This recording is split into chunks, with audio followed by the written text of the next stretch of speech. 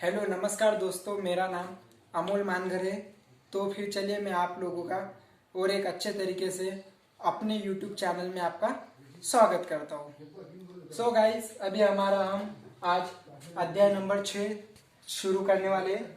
कौन सा अध्याय नंबर 6, जिसका नाम है राज्य राजा और एक प्राचीन गणराज्य कि मतलब कि क्या। अभी इस शीर्षक पे से मैं आप लोगों को थोड़ी जानकारी दे देता हूँ कि मतलब अभी आने वाले अध्याय में हमें क्या क्या देखना है करके। तो ये देखिए कि मतलब अभी जो नए नए जो राज्य जो बसने लगे थे, अतीत की राज्य किस प्रकार से थे, अभी कुछ राजा किस प्रकार से बने और उनके बड़े बड़े विशाल गणराज्य किस प्रकार से हुए। तो इन सारी चीज़ों की क्या लेना है, अभी हमें इसमें जानकारी लेना है। हमने अभी पिछले अध्याय में भी क्या किया, राजा के बारे में थोड़ा फर्क जान लिया था। राजा अभी क्या करने लगे थे, तो मतलब कि देखिए वो जो राजा अपने राजाओं के जैसे नहीं थे, जो क्या थे मतलब क्या बड़े बड़े महलों में नहीं रहते थे, बड़ी बड़ी राजधानियां नहीं थी, सेना भी नहीं रखते थे और राजा का बेटा राजा नहीं बनता था। लेकिन अभी जो नए राजा थे, अभी वो किस प्रकार से आ रहे थे वो देखना है।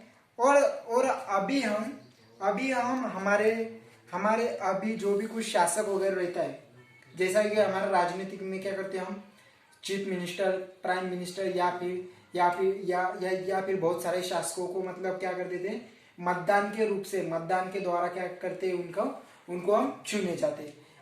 लेकिन अभी मतलब इतने वर्षों पहले शासक किस प्रकार से बनते थे, तो फिर ये बनाने के लिए 3000 वर्षों पूर्व भी क्या हुआ, एक नई प्रतिक्रिया क्या आई, सामने आई, जो प्रतिक्रिया मैं अभी आप लोगों को यहाँ पर बताने वाला हूँ। तो फिर क्या करो, इसे अच्छे तरीके से समझने की कोशिश करना आप लोगों का काम है। तो देखिए अभी इसमें क्या था, एक पहला नाम आता है हमारे इस अध्याय में। स्टार्टिंग आप जब मतलब अध्याय पढ़ोगे तो अध्याय के पहले पैराग्राफ में ही आपको अश्वमेध यज्ञ का नाम आ जाएगा। कौन सा नाम है? अश्वमेध यज्ञ। दिख रहा है क्या मेरे मैन अच्छे से? हाँ। क्या है? अश्वमेध यज्ञ। अभी अश्वमेध यज्ञ का क्या करते थे, उसका आयोजन करके उससे राजा क्या करते थे, उससे राजा चुनते थे। अभी आप सोच रहे होंगे कि भाई मतलब कि अभी यज्ञ के द्वारा किस प्रकार से राजा चुनते हो। तो अभी देखिए, ज्यादा टेंशन मतलब मैं अच्छे तरीके से समझा कर देता हूँ। मतलब देखिए अभी किसी भी शासक का या किसी राजा का लेंगे, जो क्या है कॉमन राजा है, उसका एक घोड़ा मतलब क्या हॉर्स, जो घोड़ा देखिए ना हमने पिछले इसमें, वो घोड़ा क्या करता था, उसके राज्य से कई राज्यों तक क्या करता था, घूमता था। इस घोड़े को क्या करा जाता था, घुमाया जाता था। और फिर मालूम गया, और फिर आगे वो घोड़ा जिस राज्य से गुजरा, वो राज्य क्या हो जाते थे, उस राजा के हो जाते थे। किसकी? कौन से राजा के? जिस राजा ने उस घोड़े को भेजा है करके। और अगर देखे इसमें, और अगर किसी अन्य राजा ने इस घोड़े को रोक लिया, तो फिर ये जो अश्वमेध यज्ञ जो करने वाला जो राजा है, जिस घोड़े का जो राजा है, उस राजा से उसे क्या करनी पड़ती थी, युद्ध करना पड़ता था। और फिर बाद में जो क्या होगा, युद्ध में विजयी होगा, वो इलाका क्या हो जाता था, उस राजा का हो जाता था। तो फिर अभी इस प्रकार से मतलब क्या करते थे, जितने राज्यों से क्या होगा, वो घोड़ा मतलब अच्छी तरीके से गुजरेगा, उतने घोड़े क्या, इतने नहीं क्या, उतने राज्य क्या हो जाएंगे, उस अश्वमेध यज्ञ करने वाले राजा के हो जाएंगे। और फिर अभी देखिए वो किस प्रकार से बनते थे, ये तो देख लिया। अभी अगर ये घोड़ा है, अभी ये हॉर्स है हमारा, देखिए कैसा बना है, सिर्फ समझने की कोशिश कीजिए। अभी वो क्या कर रहा है, अन्य क्या भागों से जा रहा है, ये राज्यों से जा रहा है, एक राज्य और एक राज्य। इस राज्य से वो अगर गुजर गया, तो फिर ये राज्य क्या होगा, इस घोड़े का जो मालिक है, जो राजा है, उसका वो राज्य होगा। और फिर बाद में इसमें से वो जब इधर ट्रैवल करने लगा, जब आगे जो जाने लगा, अभी अगर उस राजा ने भी इसको अगर जाने दिया, इस राज्य के राजा ने, तो फिर क्या वो राज्य भी क्या बन गया, इस राजा का बन गया। और फिर आगे वो क्या करेंगे, यहाँ से ये राज्य की तरफ बढ़ेगा। और फिर बाद में फिर ये राज्य की तरफ जाने के बाद, अगर बाय चांस वो राजा का क्या रहा, इससे ज्यादा शक्तिशाली रहा और उसने अगर उस घोड़े को क्या कर लिया, रोक लिया, उसको अगर बोला कि भाई मतलब तू अभी इतनी आसानी से कुछ हमारे इलाकों के ऊपर क्या नियंत्रण नहीं कर सकता है, तो हमें क्या करना है, तुझसे लड़ाई करना है, तो आजा करके अभी तैयार हो जा हमसे लड़ने के लिए। ऐसा बोलकर क्या होता था यहाँ पर, ये राजा का और उस राजा का क्या होता था, युद्ध होता था और फिर बाद में इन दोनों में से जो विजयी होगा वो क्षेत्र क्या होता था, वो इलाका उस राजा का बन जाता था। तो इस प्रकार से अश्वमेध यज्ञ था। तो मतलब अश्वमेध यज्ञ के द्वारा क्या बन जाता था, राजा को चुना जाता था। बट पर लेकिन मतलब अभी नहीं क्या, अभी मतलब नहीं क्या, इन राजाओं के ऊपर क्या, इन राजाओं के ऊपर मतलब ये अश्वमेध यज्ञ की तैयारी किस प्रकार से करते थे, इतनी सारी चीज तो अभी हमने देखी। लेकिन अभी आपको भी एक चीज यहाँ पे समझाना है मुझे कि अभी अश्वमेध यज्ञ की क्या, अश्वमेध यज्ञ किस प्रकार से क्या उसे रखा जाता था और किस प्रकार से बनता था। तो भी देखिए अभी अगर वो राजा अगर जीत गया, अभी फिर वो राजा जीतने के बाद उस राजा के महल में, उस राजा के जो बड़े बड़े जो कुछ जो रहते थे उसके राज्य में क्या रहता था, उसका एक कार्यक्रम आयोजित किया जाता था, एक प्रोग्राम आयोजित किया जाता था, उसे ही क्या कहते थे, उसे अश्वमेध यज्ञ कहते थे। और फिर बाद में उस यज्ञ में क्या करते थे, वो यज्ञ क्या पुरोहित द्वारा संपन्न होते थे। पुरोहित का मतलब क्या है, जो पिछले अध्याय में आप लोगों को मैं समझा चुका हूँ, पुरोहित द्वारा क्या होते थे, संपन्न मतलब खत्म होते थे। और जो मतलब कि और फिर बाद में जो कुछ जिन जिन राजाओं को क्या करा है, उस अश्वमेध राजा ने क्या करा है, हराया है, इस सारे राज्यों के क्या आते थे, राजा उससे मिलने को आते थे और फिर बाद में इस अश्वमेध राजा के लिए क्या लाते थे, उपहार लाते थे, कुछ चीजों के लिए भेंट भी लाते थे। और फिर बाद में उनका जो प्रोग्राम जो रहता था वो क्या था, बहुत ही अच्छे तरीके से कंप्लीट होता था। और फिर बाद में नहीं क्या, इस कार्यक्रम की वजह से क्या माना जाता था, अश्वमेध राजा को सबसे क्या शक्तिशाली माना जाता था। क्या माना जाता था, शक्तिशाली राजा है करके, सबसे क्यों क्या है, शक्तिशाली है, जिसने क्या किया है, सारे राज्यों के ऊपर उसका खुद का नियंत्रण बसा लिया है करके। और फिर बाद में इसमें पता है कि आप लोगों को क्या था, और एक क्या था, राजा का मुख्य स्थान होता था इस कार्यक्रम में, जो राजा था उसका मुख्य स्थान होता था। और फिर बाद में उसे क्या कहा जाता था, उसके सिंहासन के ऊपर बिठा के उसका सत्कार किया जाता था। उसको अच्छे तरीके से फूल और उपहार वगैरह लाते थे बहुत सारे लोग। और राजा का एक सारथी था राजा के साथ। आपको एक नाम और आएगा यहाँ पे, सारथी। क्या आएगा, सारथी का मतलब क्या होता है कि राजा के गुणगान गाने वाला, राजा के क्या करता था, गुणगान गाता था। मतलब कि क्या, जितने कुछ मेहमान वगैरह आएंगे कार्यक्रम में, उस कार्यक्रम में क्या करता था वो सारथी, राजा के बारे में, राजा की विशेषता क्या करता था, उन लोगों को बताता। जैसे अभी होता है ना कि मतलब आप अगर किसी शादी में अगर चले जाएंगे, किसी शादी की तरफ आप अगर लड़के की तरफ से गए, मतलब कि या दूल्हे की तरफ से गए, सामने वाले जो भी मतलब नहीं क्या लड़की की तरफ वाले बोलते हैं ना, अरे यार लड़की मतलब बहुत ही अच्छी है, काम भी अच्छे से कर लेती है, संस्कारी है, डिसिप्लिन से। तो फिर इस तरीके से क्या था, उस सारथी का काम रहता था, वो क्या करता था, राजा के गुणगान दूसरे लोगों को बताता था।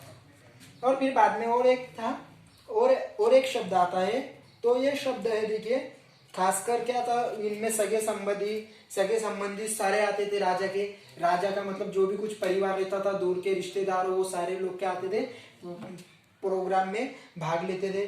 और फिर बाद में अन्य आमंत्रित राजाओं का काम सिर्फ क्या, बैठकर क्या यज्ञ की, अन्य कुछ जो राजा वगैरह आते थे उनका सिर्फ काम क्या रहता था, सारे यज्ञ के काम को क्या करना, अच्छे तरीके से पूरे के प्रॉपर क्या करना, कैप्चर करके उसे अच्छे तरीके से संभालना करके उस कार्यक्रम को। और फिर बाद में विश्व तथा इसमें पुरोहित क्या करते थे। हाँ, और अभी एक सबसे महत्वपूर्ण बात, ये जो राजा रहता था ना, इसके ऊपर क्या करता था, पुरोहित क्या करते थे, जल का छिड़काव करते थे, पवित्र जल का छिड़काव।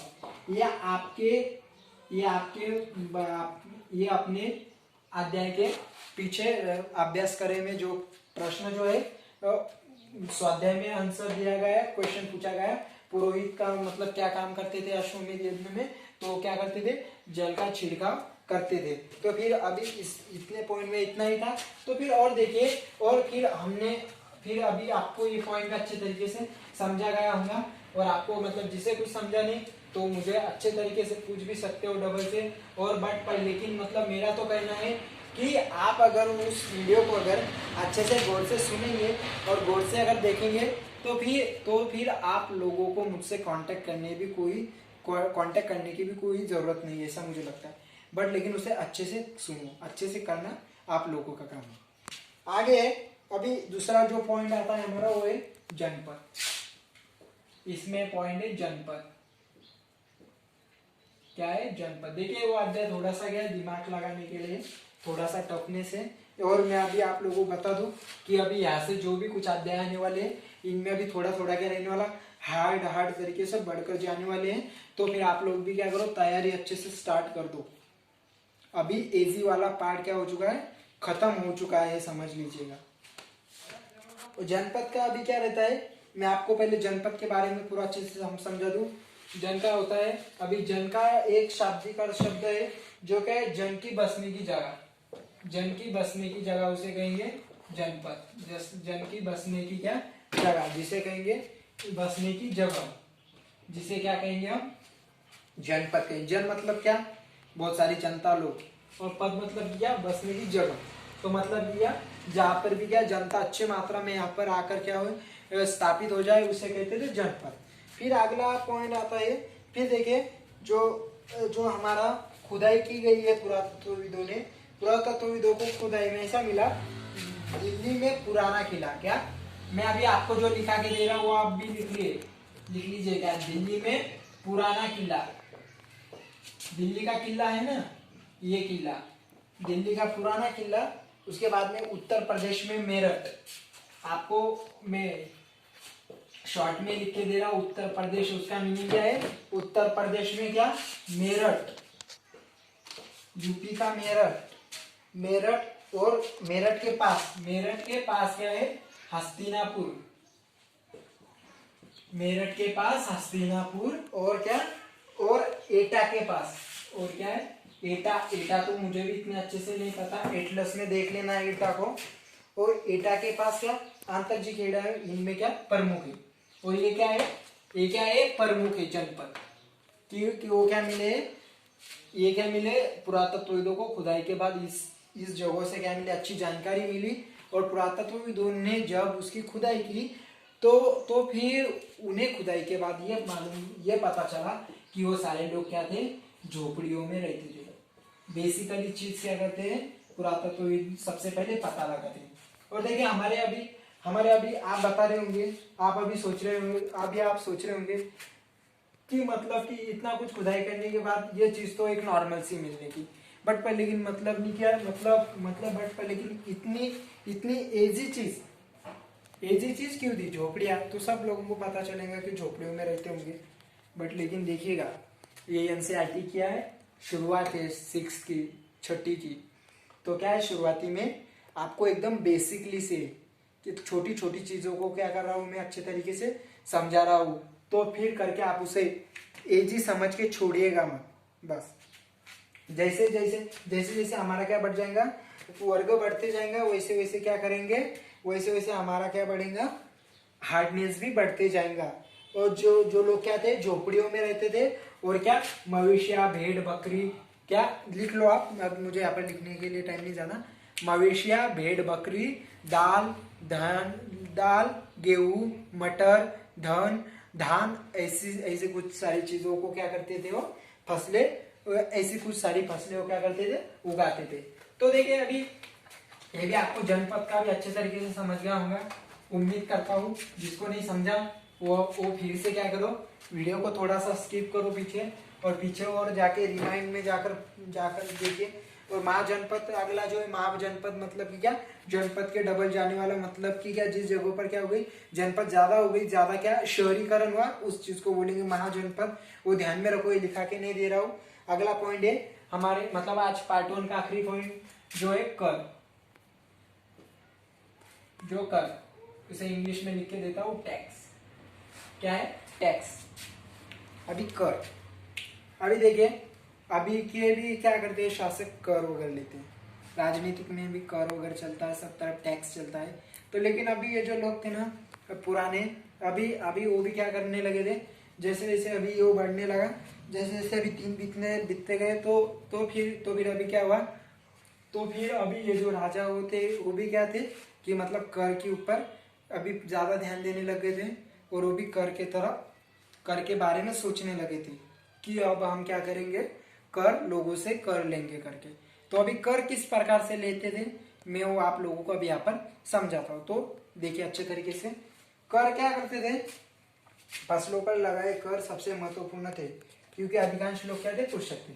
और फिर देखिए फसलों पर, जो फसल थी ना, फसल के ऊपर ज्यादा कर लगाए जाते थे क्योंकि क्योंकि क्या थे, क्योंकि इसमें से क्या थे, बहुत सारे लोग क्या थे, कृषक थे, किसान थे, जिसकी वजह से क्या था, बहुत सारी फसलों के ऊपर ही कर लगाया जाता था। तो अभी किस प्रकार से लगाया जाता था, वो कर क्या क्या किया जाता था, 1/6 में, 1/6 में विभाजित करके राजा को दिया जाता था। हाँ? फिर बाद में कारीगरों के ऊपर भी क्या मिल गया, अभी कर लगाने जाने लगा, किसके ऊपर, कारीगरों के ऊपर।